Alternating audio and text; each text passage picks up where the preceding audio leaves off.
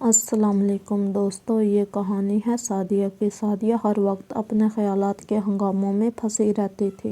یہ خیالات طوفان کی طرح اس کے گرد گھومتے، بے رحم اور تھکا دینے والے۔ وہ ماضی کے واقعات کو بار بار زندہ کرتی، ہر لفظ کا جائزہ لیتی، سوچتی کہیں کچھ غلط تو نہیں کہہ دیا ہے۔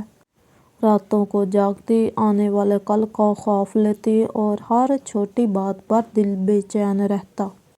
فیصلہ لینا اس کے لیے دباؤ بن گیا تھا۔ چھوٹے فیصلے بھی ایک بڑا بوجھ لگتے، ہر قدم کے پیچھے ایک خوف چھپا ہوتا کہ کہیں کچھ غلط نہ ہو جائے۔ وہ سمجھتی کہ وہ صرف محتاط ہے، مگر حقیقت میں وہ بہت زیادہ سوچنے لگی تھی۔ یہ سب چھوٹی باتوں سے شروع ہوا، میسج بھیجنے سے پہلے بار بار پڑھنا، ہر لفظ پر شک کرنا، ہر فیصلے پر ڈرنا۔ وقت گزرتا گیا اور خیالات نے اس کے دل کو شک اور اضطراب میں ڈبو دیا۔ وہ جتنا سوچتی اتنی گہرائی میں اتر جاتی۔ ایک رات وہ چھت کو گھور رہی تھی، دل کا بوجھ ناقابل برداشت ہو گیا۔ خیالات ایک شور بن گئے، اگر میں ناکام ہو جاؤں، اگر والدین کو مایوس کر دوں۔ اس کی آنکھوں سے آنسو بہنے لگے۔ اسی لمحے اسے نانا ابا یاد آئے جو اکثر کہا کرتے تھے، سعدیہ تمہیں یہ بوجھ اکیلے اٹھانے کی ضرورت نہیں۔ اپنے خیالات، اپنے خوف، اپنے فیصلے اللہ کے حوالے کر دو۔ شیطان تمہیں وسوسوں میں ڈال کر اللہ سے دور کرنا چاہتا ہے۔ وہ کہتے توکل کا مطلب یہ نہیں کہ فکر ختم ہو جائے، بلکہ یہ ہے کہ دل یقین کر لے کہ اللہ تمہارے لیے بہترین کرتا ہے۔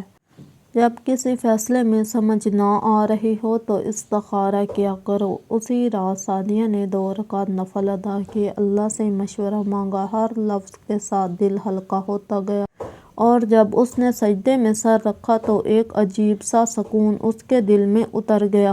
کچھ دن بعد پروفیسر نے کلاس میں اچانک کہا، کون بغیر تیاری کے تقریر کرنا چاہے گا؟ سب خاموش تھے۔ پھر آواز آئی، سعدیہ!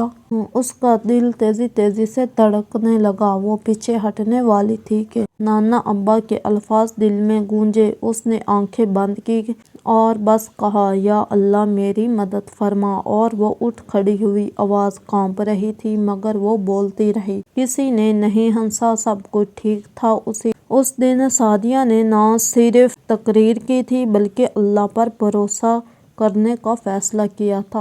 چند ہفتوں بعد وہ پھر ایک فیصلے کے موڑ پر تھی، لیکن اب فرق تھا۔ اب وہ بھاگتی نہیں تھی، اب وہ لکھتی تھی، دعا کرتی تھی اور سب کچھ اللہ کے حوالے کر دیتی تھی۔ لکھنا اس کا سب سے بڑا دوست بن گیا۔ اس کی ڈائری کا آخری جملہ یہ تھا، میں سب کچھ اللہ کے سپرد کرتی ہوں، کیونکہ جو میرے اختیار میں نہیں وہ میرے رب کے اختیار میں ہے۔ اگر تم بھی سوچوں میں الجھے ہو تو ایک لمحہ رک جاؤ، وضو کرو، دعا کرو اور سب کچھ اس کے حوالے کر دو جو تمہیں تم سے بہتر جانتا ہے۔ ویڈیو پسند آئے تو لائک اور سبسکرائب ضرور کریں۔ اللہ حافظ۔